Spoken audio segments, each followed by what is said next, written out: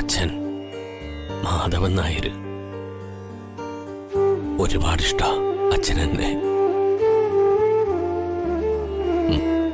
ഒരുപാടെന്ന് പറഞ്ഞാൽ ഞാനൊക്കെ ഉദ്ദേശിക്കുന്നതിനേക്കാൾ അപ്പുറത്ത്. ഞാനും വസന്തയും ഇരട്ടകളായിരുന്നല്ലോ. വസന്തയ്ക്കന്ന് കുശുമ്പോ കുന്നായ്മയോ ഒന്നുമില്ലായിരുന്നു.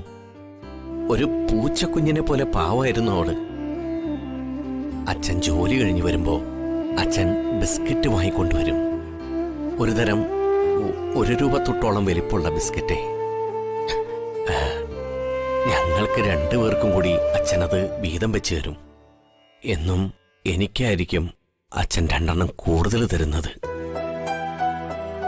ഒരുപക്ഷെ തളരുമ്പോ അച്ഛന് തണലാവെന്ന് കരുതിയിട്ടായിരിക്കും.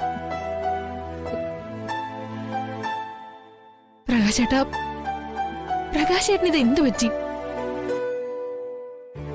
എന്തിനിപ്പ ഇങ്ങനെയൊക്കെ പറയുന്നത്? അച്ഛൻ എന്തെങ്കിലും പറ്റിയോ? ഒന്നുമില്ല, വെറുതെ ഓരോന്ന് ആലോചിച്ചപ്പോ. പിന്നെ എന്തിനാ ഇങ്ങനെയൊക്കെ? നിനക്കറിയോ, അന്നൊക്കെ രാവിലെ നടക്കാൻ ഇറങ്ങുമ്പോ കുട്ടിയായിരുന്നു എന്നെ കൂടെ കൂട്ടുമായിരുന്നു അച്ഛൻ. കൈ പിടിച്ച് നടന്ന് പറഞ്ഞില്ല, ഏറ്റവും വലിയ ഭാഗ്യമായിരുന്നു ആ നടത്തമെന്ന്. അങ്ങനെയായിരുന്നെങ്കിൽ ആ കൈ ഒന്നുകൂടി മുറുക്കി പിടിക്കായിരുന്നു.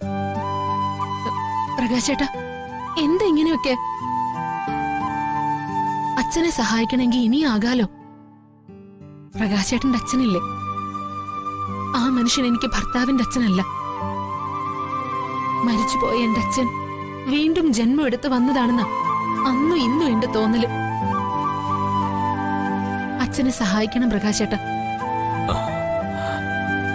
തണലായിരുന്ന ആ മനുഷ്യന്റെ തളർച്ചയില് പ്രകാശേട്ടൻ ഒരു തണലാവണം. എന്തിനാച്ചൻ ഒരു പുരുഷായുസ് മുഴുവൻ പാടുപെട്ടുണ്ടാക്കിയ പണം മനോജിന് കൊടുത്തത്?